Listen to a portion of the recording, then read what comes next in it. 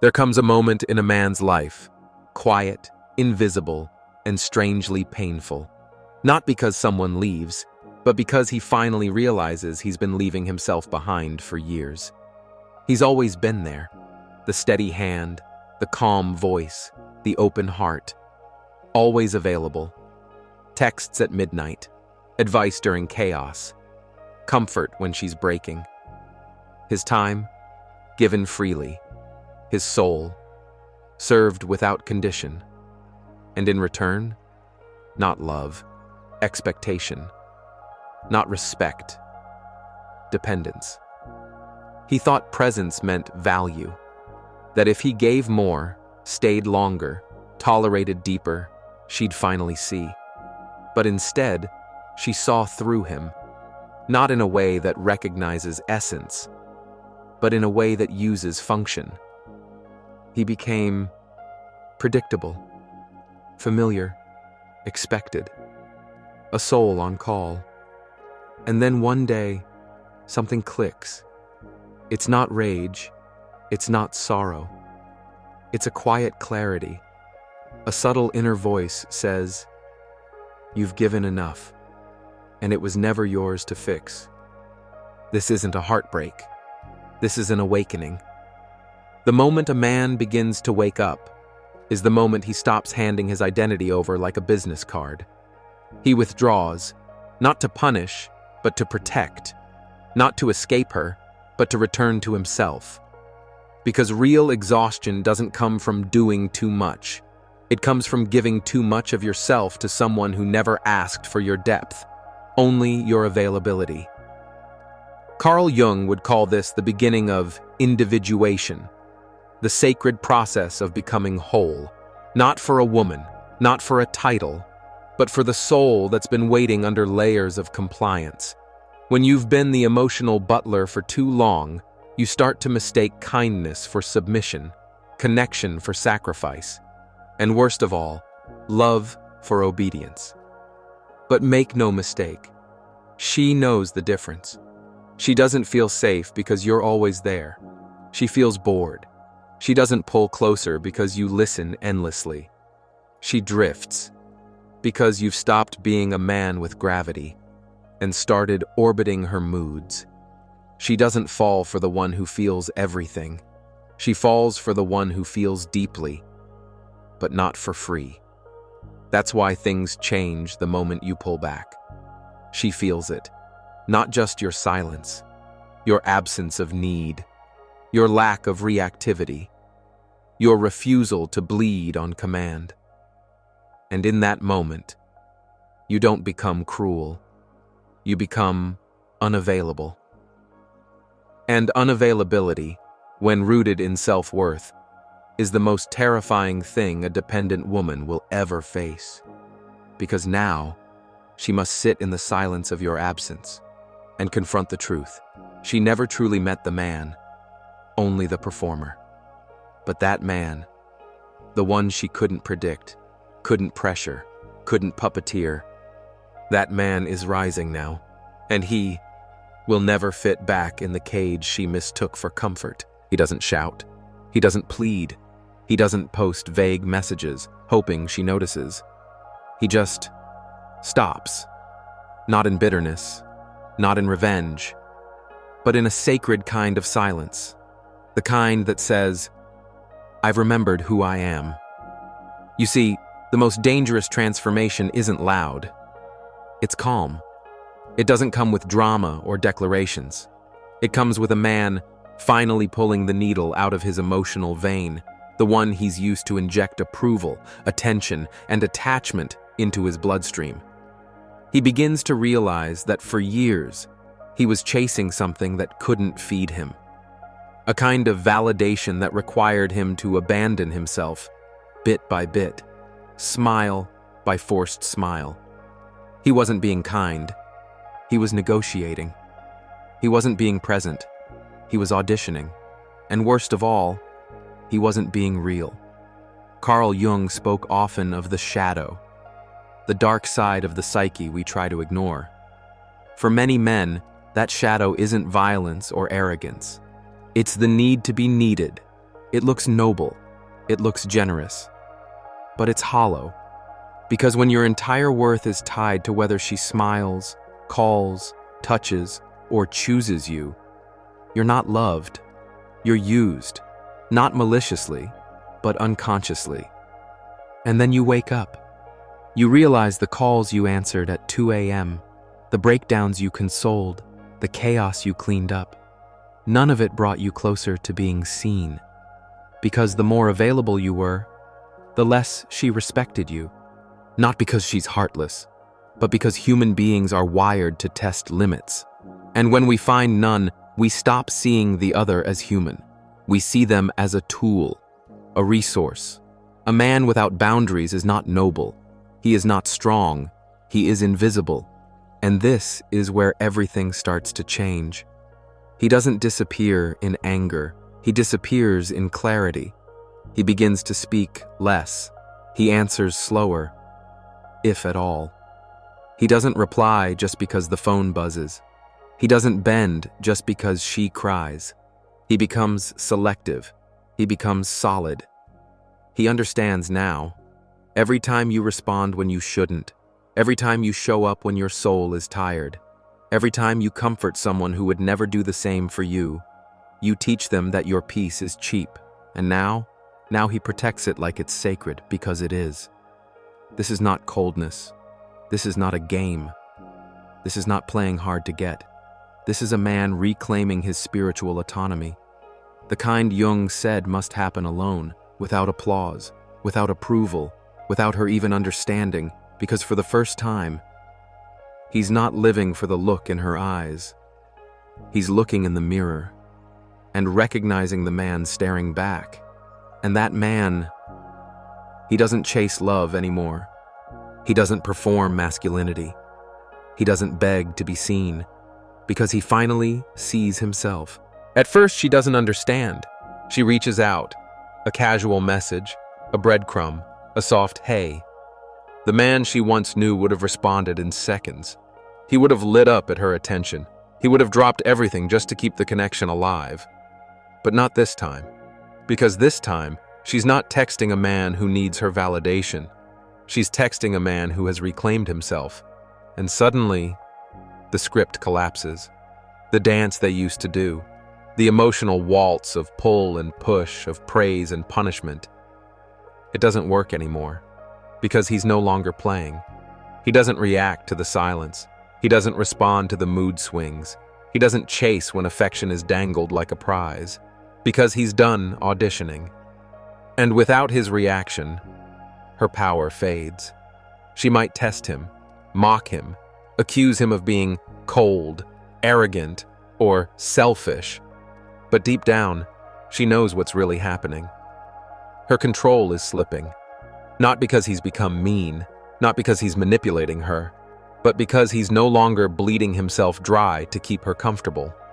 This is what Carl Jung meant when he said, "People will do anything, no matter how absurd, to avoid facing their own soul." Many women, and men too, use relationships as mirrors. They don't want partners, they want painkillers. They want someone to soothe the ache they refuse to examine. And when you stop being that anesthetic, when you remove your emotional oxygen, they suffocate, not from lack of love, but from lack of control. That's why she panics when you go quiet. That's why your stillness feels like betrayal. Because now, for the first time, she has to face herself, without you as the emotional filter. And that's terrifying. She never learned how to sit with her own shadow. But you're sitting with yours now. You're not afraid of the dark anymore, because you live there. You don't flinch when she vanishes. You don't chase when she withdraws.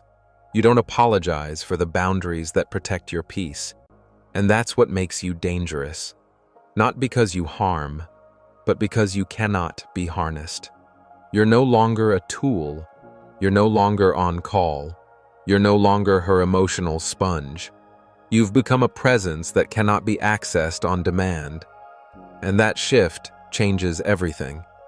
The woman who once played with your affection will now either rise to meet your new standard or fade into memory. But you'll remain whole either way, because you're no longer orbiting her needs. You've become your own gravitational force. And that shift, that energetic psychological reversal, is what makes you unforgettable. You don't need to fight. You don't need to defend. You don't need to prove.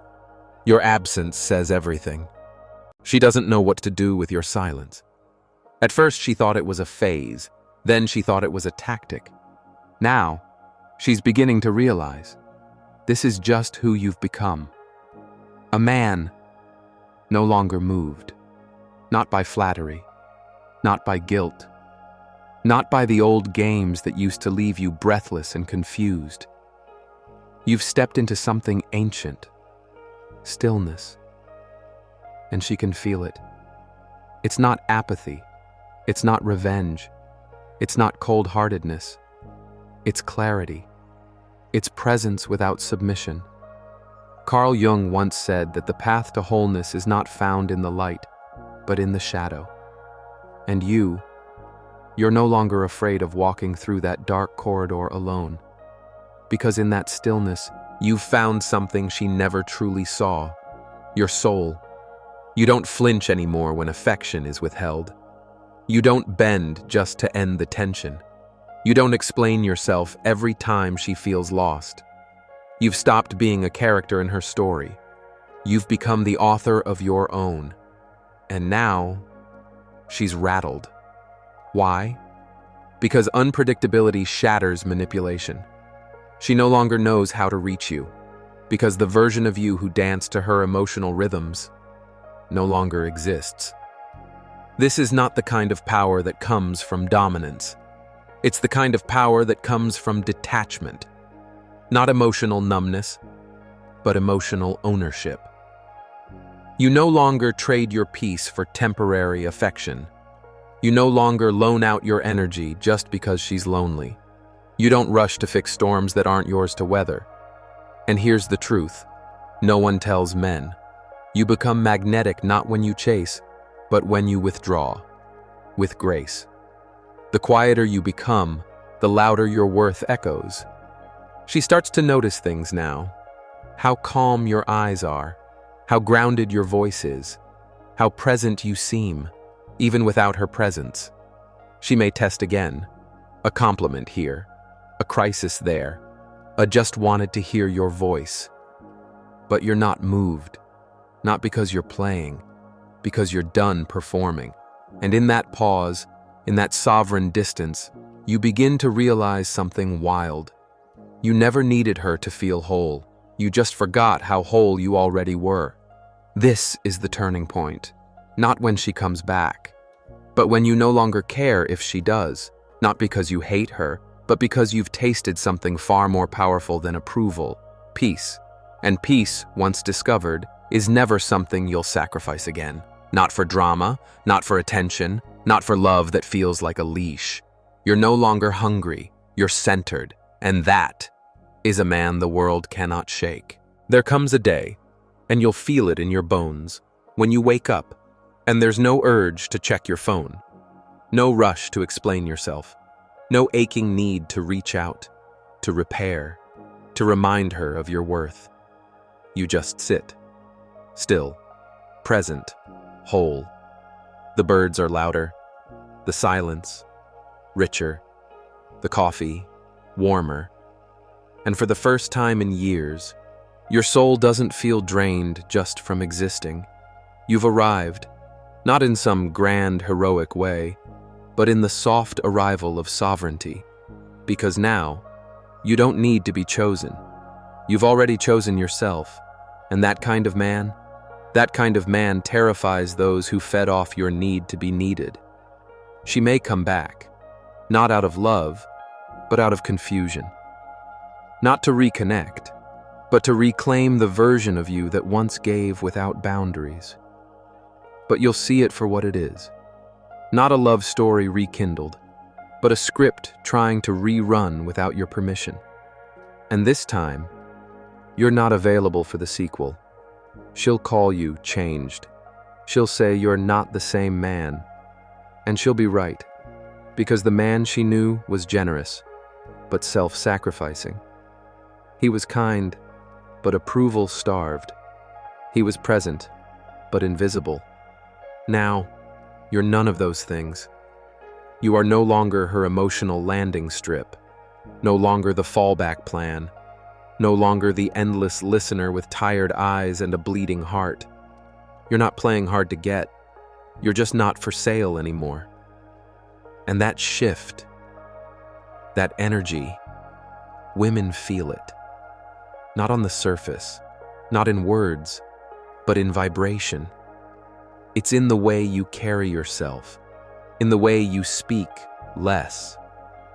But every word lands heavy. In the way you walk into a room and don't try to own it, but somehow it bends around your gravity. That's the man Carl Jung hinted at. The man who has integrated his shadow, who no longer bargains for love, who doesn't split himself into parts just to be held. And here's the paradox. The moment you stop being available, you become unforgettable. Not because you chased, but because you walked away with dignity. Because you didn't scream, you simply withdrew. Because you didn't punish, you protected. Because you didn't try to be loved, you became whole. And whole men? They don't explain their silence. They don't defend their peace. They don't chase what isn't aligned. They build empires in the quiet, brick by brick, while the world scrambles for attention. So if you're hearing this, and something inside you is awakening, that's not heartbreak. That's your masculine essence coming back online. Let her miss you. Let her wonder. Let her rewrite the story in her head. But you've already turned the page. And this next chapter? It's not about being chosen. It's about being complete, with or without her. Because the man who no longer needs to be needed is the man the world remembers.